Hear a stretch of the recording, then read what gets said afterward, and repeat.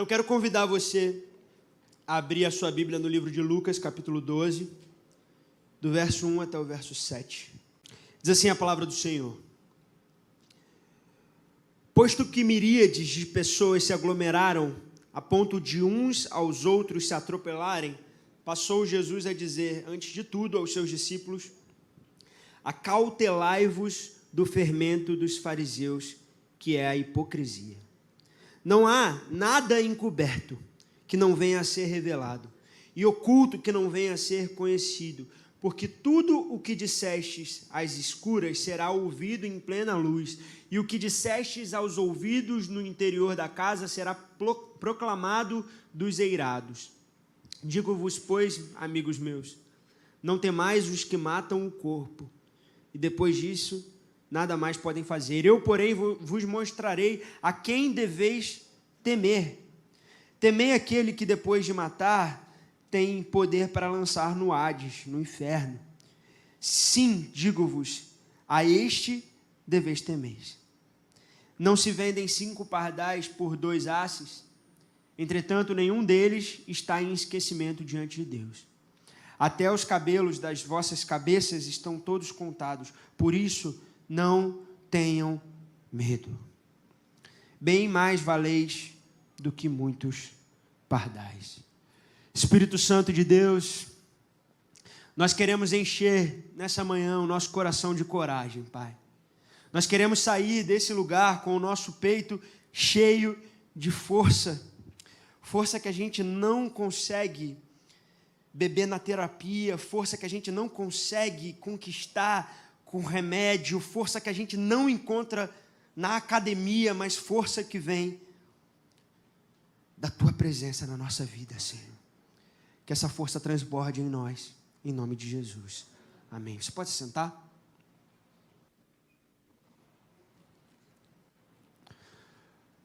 Você tem medo do quê?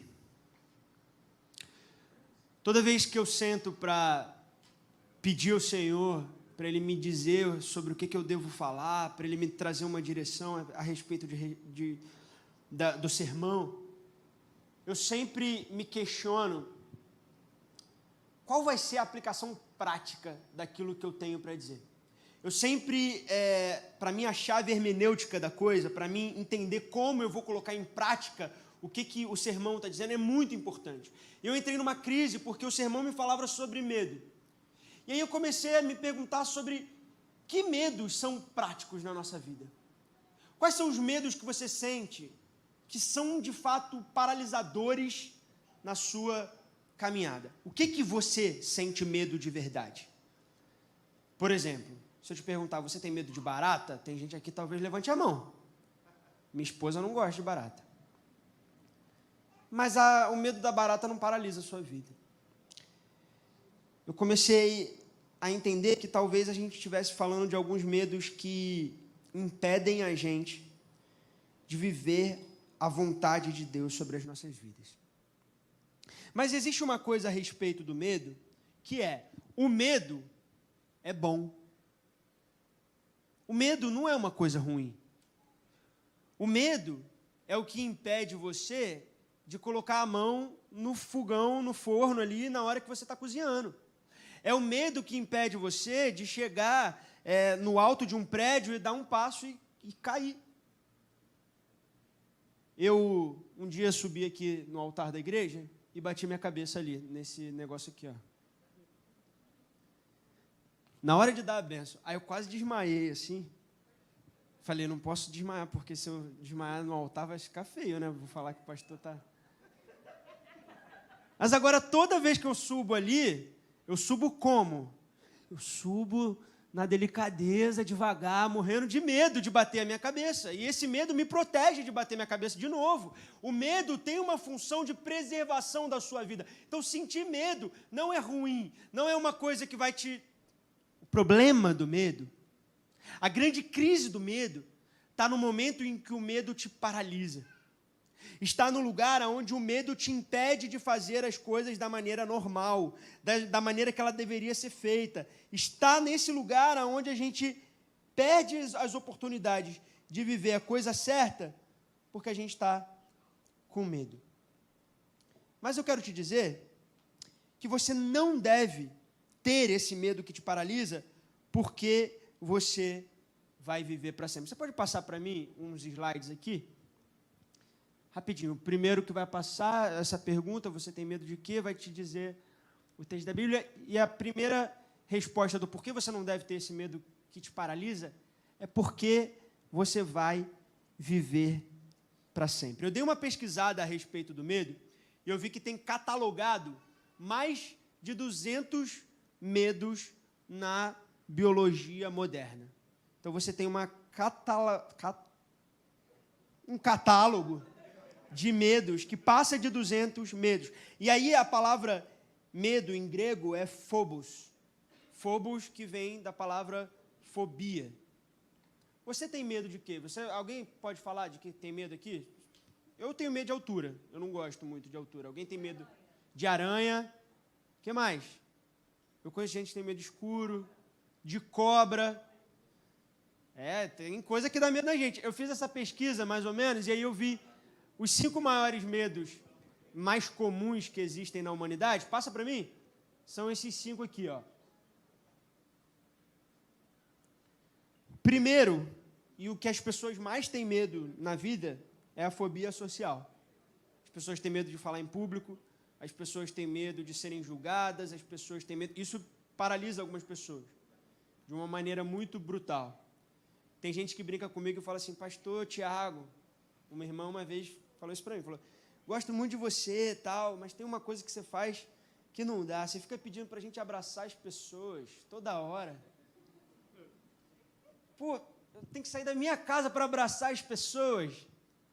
E é isso, às vezes a gente tem medo de estar perto das pessoas, mas abraçar é importante, foi isso que eu falei naquele dia. O segundo medo é a claustrofobia. Eu tenho um pouquinho também. Tem gente que não consegue passar em túnel, tem gente que não consegue entrar no elevador, porque tem muito medo de lugar fechado. O terceiro medo é a agorafobia. A agorafobia é um medo de multidão. É o medo de você estar num lugar com muita gente, você não conseguir sair daquele lugar porque você está ali no meio de uma grande muvuca. O quarto maior medo que existe é a aracnofobia. Então, acima de cobra, acima de barata, as pessoas têm muito medo de aranha. E, por último, o quinto maior medo é a acorofobia, que é o medo de altura. Então, muita gente tem medo de altura. Queria fazer uma brincadeira rápida com você. Vai passar no telão, na TV, um medo, e eu queria que você tentasse adivinhar do que é esse medo. Você pode passar para mim, mas devagar. Isso. A lectorofobia. Quem chuta o que é isso, assim, olhando etimologicamente as palavras? O que é a lectorofobia? Medo de levar choque da Alexa. Não, não é medo da Alexa. Passa aí para mim. É medo de galinha. Mas se você olhar para a cara da galinha, é meio justificável. Olha a cara dela. Olha esse olho dela, de psicopata. Galinha é um bicho assustador. Passa para o próximo para mim. Exopitrofobia. Vamos lá, vamos brincar. Medo do ex. Cara, eu não sei, não é isso. Mas isso existe, eu tenho certeza que existe. Exopitrofobia. Passa aí para mim. É medo de se olhar no espelho. Tem gente? Não vou falar isso não. Passa para o próximo para mim. O próximo medo é ailurofobia. Chuta aí, quem é? Medo de lâmpada, não. Medo de escuro, não. Passa aí para mim. É medo de gatinho. Todo mundo falou, mas eu tenho um amigo muito próximo que tem medo de gato. Não vou jogar ele aqui na roda, não. Passa aí para mim no próximo. Gatesfobia. Ué, esse que parecia que era medo de gato, né? Esse é medo de... Sabe o que é gatesfobia? Passa aí para mim. Gatesfobia é medo de ficar rico. Isso eu não tenho, não. Esse medo... Eu não achei o medo de ficar pobre. Não tinha isso. Passa o último aí para mim. O último é fobofobia. Fobofobia é o medo de sentir medo. É isso. Fobofobia é medo de sentir medo. Fobia, essa estrutura linguística de medo, fobia, tudo tem a ver com preservação de vida. Todo medo que você tem está diretamente ligado a um medo só. Todos os medos, não importa qual é o seu medo, todos os medos podem ser sinônimos de um medo só, que é o medo da morte. Você tem medo de altura? Não é porque você vai ficar alto e vai voar. Você tem medo de altura porque você pode cair e morrer. Você não tem medo de aranha porque a aranha é um bicho feio. Você tem medo de aranha porque a aranha pode... e você pode morrer. Você não tem medo de lugar fechado sem motivo. Você tem medo de lugar fechado porque aquilo dali dá uma sensação de que você pode ficar preso e morrer. Todos os medos que a gente tem, na verdade, tem a ver com medo de morrer. Mas eu trouxe um texto da Bíblia que tem um não tenha medo, que tem um não tenha o phobos, não temas, porque aquele que pode tirar a sua vida, aquele que pode te matar, ele não tem poder sobre você. Ele está falando aqui, não tenha medo, porque a morte, ela não é o ponto final das nossas vidas. A morte, ela não termina com a sua história. Eu não posso ter medo, eu não posso viver uma vida de medo, eu não posso viver amedrontado, porque eu sei que eu vou viver para sempre. Que a minha história não termina aqui, mas eu não tenho uma alma. Sabe quem disse isso? Que a gente não tem uma alma? Foi o C.S. Lewis, que a gente está estudando com jovens adultos. C.S. Lewis falou assim, você não tem uma alma. Ele falou, você é uma alma. Você tem um corpo. Você não tem uma alma. Você é uma alma e você tem um corpo. E esse corpo um dia vai deixar de existir. E eu e você vamos viver para sempre com Deus. Eu volto lá na questão da prática das coisas. Eu não estou falando aqui de medo de aranha. Eu não estou falando aqui do medo da barata, do medo de altura. Eu estou falando aqui do medo que impede você de fazer as coisas que você tem que fazer. Eu estou falando aqui do medo que impede você de mudar as coisas que você sabe que você precisa mudar na sua vida. Eu estou falando do medo que você sente na hora que você acorda de manhã e fala assim, será que vale a pena tirar o meu pé da cama? Será que vale a pena escovar os dentes? Eu estou falando do medo de encarar a vida de frente. Eu estou falando do medo de se relacionar com Deus e experimentar as coisas que Ele tem para mim e para a sua vida. Muita gente tem medo de Deus. A gente aprendeu durante muito tempo que educação é uma coisa que estava ligada ao medo. Que o meu filho só ia fazer a coisa certa se ele tivesse medo de mim. Se ele tivesse medo da consequência do que está acontecendo. E a gente absorveu isso para o nosso relacionamento com o nosso Pai, com o nosso Deus. E a gente cresceu com medo de Deus. A gente cresceu achando que Deus é alguém que está na espreita, esperando você errar para Ele poder te pegar, né? E a gente até tem uma música de criança que me acompanha até hoje, que eu gosto muito, que diz assim, cuidado, olhinho com o que vê. É tipo uma música de terror, né? Cuidado, mãozinha com o que toca. O Salvador do céu está olhando para você. Cuidado, mãozinha com o que toca. É isso. É a criação de um Deus que é um monstro. Que é alguém que está com uma lista de pecados esperando você cometer todos eles, a fim de que você não passe na prova, a fim de que você não consiga passar no teste. E a gente perde a experiência de experimentar um Deus que é a própria vida em nós. De um Deus que quer que a gente vença os nossos desafios, que quer que a gente supere os nossos medos, que quer que a gente não fique afundado na nossa dor. Eu lembro de uma situação, eu ando de skate. Eu tenho essa crise, né? De Peter Pan, né? De achar que eu sou um adolescente, de querer trabalhar com os adolescentes, de me vestir igual adolescente. Então eu ando de skate, porque é legal, né? E aí eu fui andar de skate uma vez, e aí eu fui descer uma rampa, a rampa do Maracanã ali. Não sei se vocês já viram, se já foram no Maracanã, tem uma rampa grande. Eu fui descer de skate, estava com a câmera na mão, queria fazer uma tomada. E aí eu desci de skate, quando eu cheguei no final, eu vi que eu ia cair, o skate começou a sambar, eu falei, eu vou sair do skate, muito esperto, né? Aí eu saí, dei 2 passos e dei algumas cambalhotas, bati a cabeça no chão. Quando a Isis me conheceu, ela me conheceu vendo esse vídeo, né, dessa minha pegadinha. Eu não vou mostrar, porque eu não me humilho tanto assim também. Eu fiquei bem machucado, e eu lembro muito forte do trauma que aquilo causou na minha vida, de como até hoje, sei lá, eu acho que isso tem uns 7 anos, até hoje, quando eu subo em cima do skate, eu tenho a sensação da queda, assim, muito forte na minha vida. E eu consigo andar de skate de novo porque eu não desisti de superar aquele medo. Só que não foi fácil. Não foi fácil superar aquele medo. E eu tive que me esforçar para isso. Mas, às vezes, a gente não consegue fazer isso sozinho. Às vezes, mesmo que a gente queira, a gente não consegue fazer isso sozinho.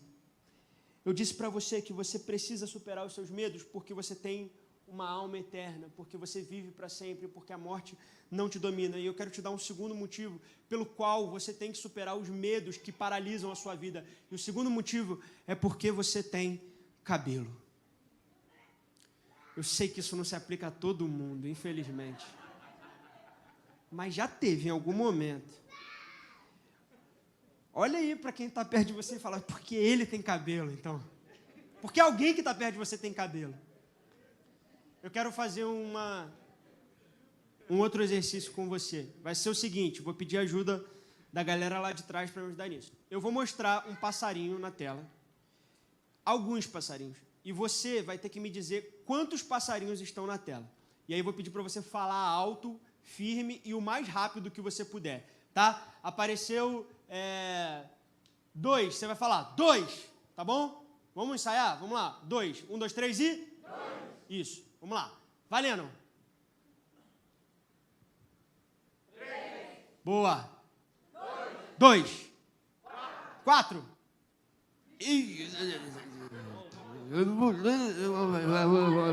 Tá bom. Pode passar, pode tirar para mim. Eu fiz esse exercício com você, porque eu li naquela revista super interessante, que o ser humano consegue contar de olho e à primeira vista até o número 7. Se você vê 7 coisas, você consegue olhar e falar, ali tem 7. Quando passa para o 8, para o 9, para o 10, para o 11, para o 12, que foi o caso, a gente não consegue fazer isso. Eu estou aqui hoje, nessa manhã, para te dizer que você não precisa ter medo de Deus e das coisas que Deus tem para a sua vida, porque quando Ele olha para você, Ele sabe quantos fios de cabelo existem na sua cabeça. Sabe qual é a média de cabelo que um ser humano tem na cabeça? Você sabe me dizer quantos 1000 fios de cabelo você tem em média? 100 mil mais. 150 mil fios de cabelo. Você não precisa ter medo de Deus, porque quando Deus olha para você, Ele faz assim, ó, 143.229. Porque quando Ele olha para você, Ele fala 224.382. Porque quando Ele olha para você, Ele fala 5. Brincadeira. Deus olha para você e mais do que saber quantos fios de cabelo existem na sua cabeça, Ele nomeia os fios de cabelo, Ele numera os fios de cabelo, Ele sabe todos os detalhes ao seu respeito. Isso significa que a gente adora e que a gente serve um Deus que cuida de nós em todos os nossos detalhes. em cada centímetro do que você tem, do que você é. Deus sabe e Deus conhece. Às vezes a gente tende a olhar para Deus e falar assim, eu não vou importunar Deus com esse detalhe da minha vida, porque existe um monte de gente passando fome, existe um monte de outros problemas que Deus tem que resolver, mas Deus está interessado em cada fio de cabelo que existe na tua cabeça ou que não existe. Deus está interessado em cada detalhe que acontece no seu casamento. Deus cuida da tua casa, Deus cuida da tua família, Deus cuida do teu trabalho. Ele sabe o que tira o teu sono, Ele sabe o que traz dor para você. Deus conhece você nos mínimos detalhes. E Ele cuida de você. E Ele zela por você. As coisas na sua vida não são insignificantes para Deus. Você não é insignificante para Deus. Tem um pensador chamado John Wigan. Em 1987 ele falou isso. O centro de todas as coisas é isso. Fazer do Senhor e do seu imenso amor por você o seu maior valor pessoal. Se defina como alguém que é radicalmente amado por Deus. Quando a gente entende que nós somos radicalmente amados por Deus e que Deus cuida da nossa vida, a gente consegue olhar para Ele sem sentir medo. Eu não temo porque eu vivo para sempre, eu não morro e essas coisas não me matam. Sabe, eu fico pensando em como as coisas tiram a nossa paz, como o dinheiro tira a nossa paz, como o trabalho tira a nossa paz, como problemas tiram a nossa paz. Como a gente fica com medo do nosso amanhã, como a gente fica com medo das coisas, mas as coisas não podem te matar, cara. Se você crê num Deus, se você se relaciona com Deus, que conhece você, que cuida de você, as coisas deveriam te trazer um pouco menos de dor de cabeça. As coisas deveriam trazer um pouco menos de aflição para o seu coração. Comece a exercitar paz na sua vida.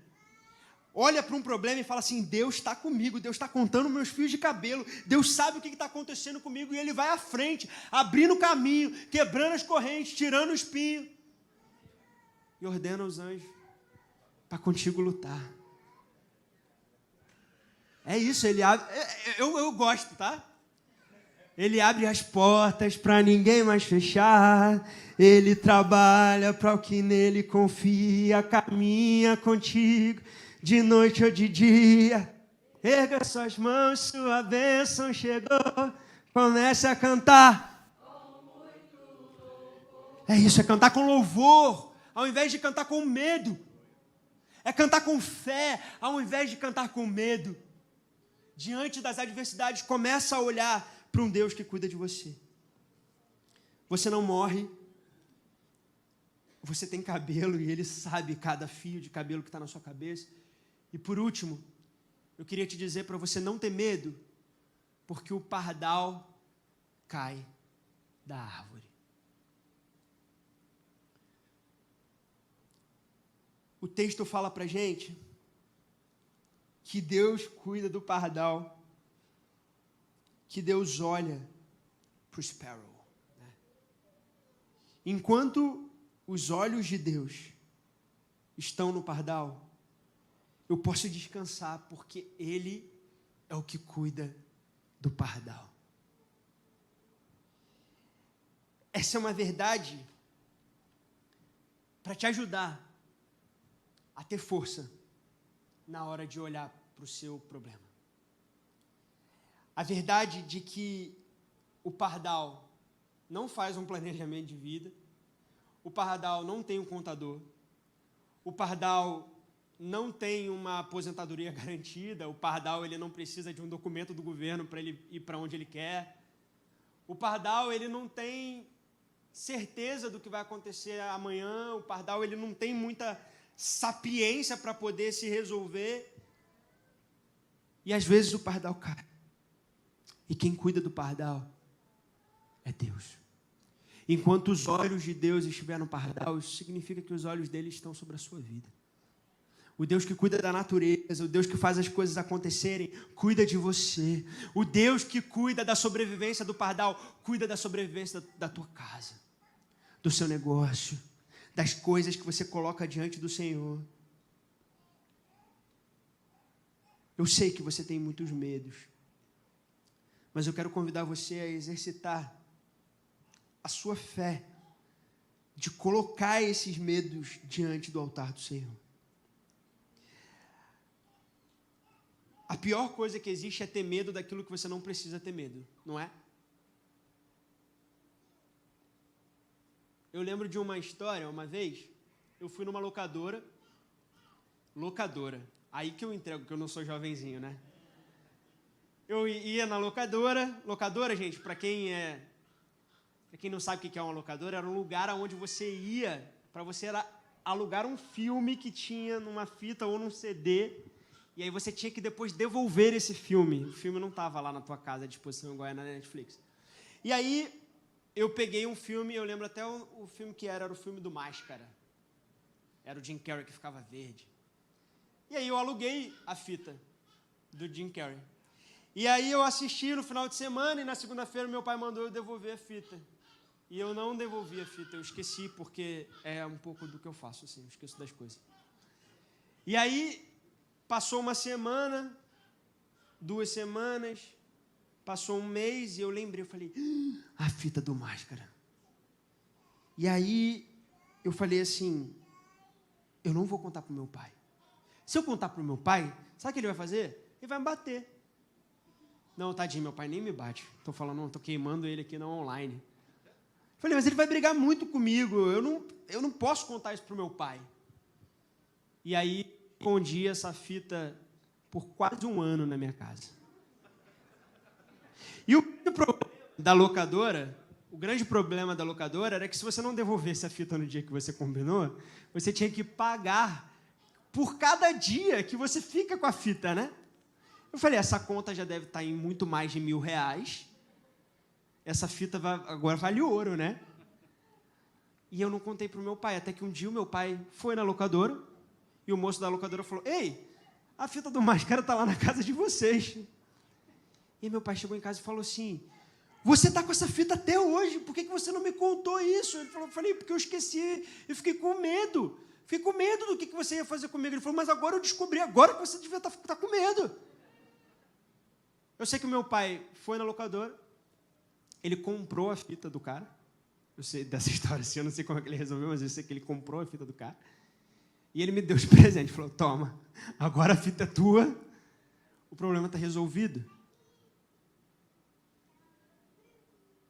Se eu tivesse contado para o meu pai no momento em que eu lembrei, o meu problema seria muito menor.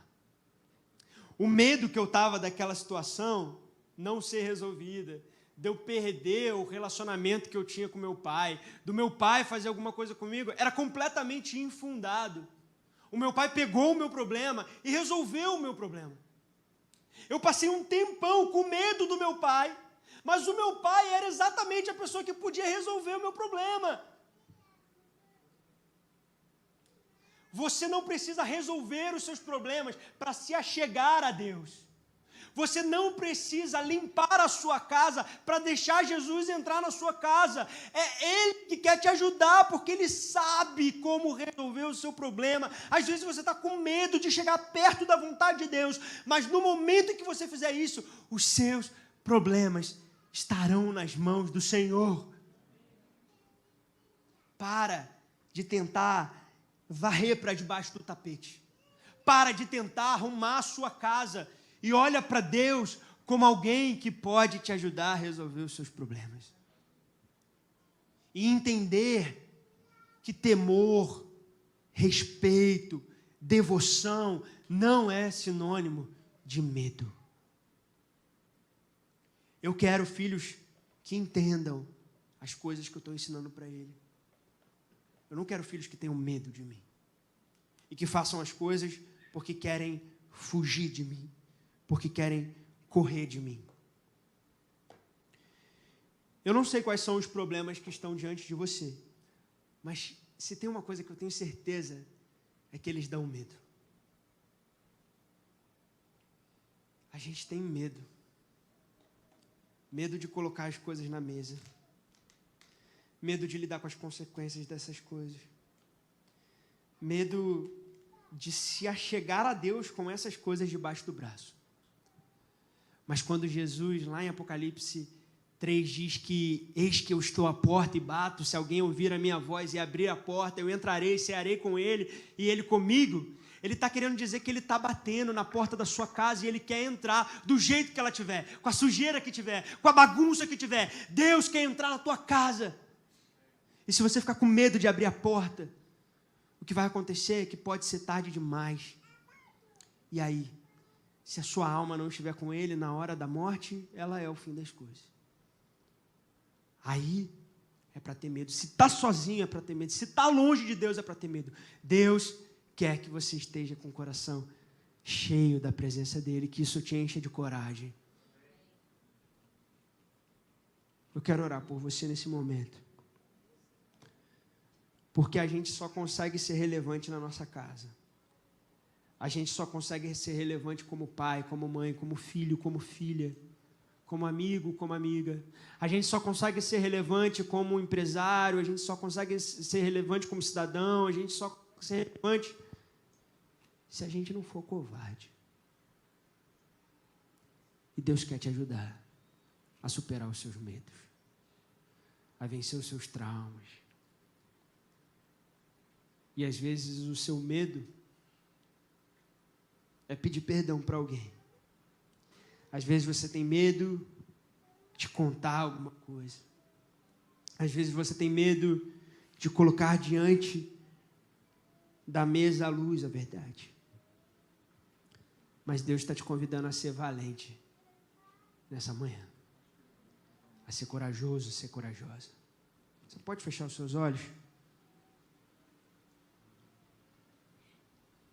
E queria convidar você a vir até o Senhor. Queria pedir para apagar a luz, se possível.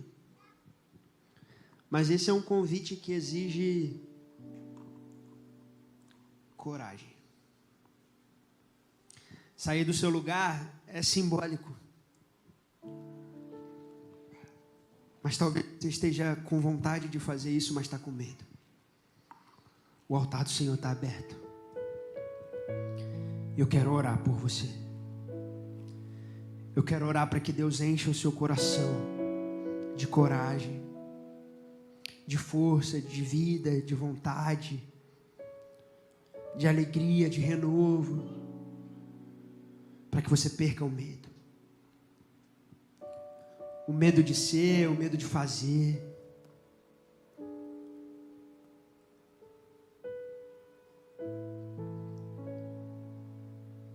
Espírito Santo,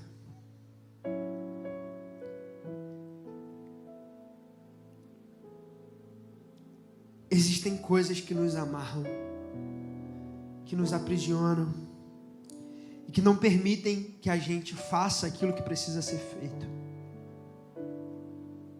Existem coisas que nos limitam e nos colocam em lugares aonde a gente não quer estar, Senhor.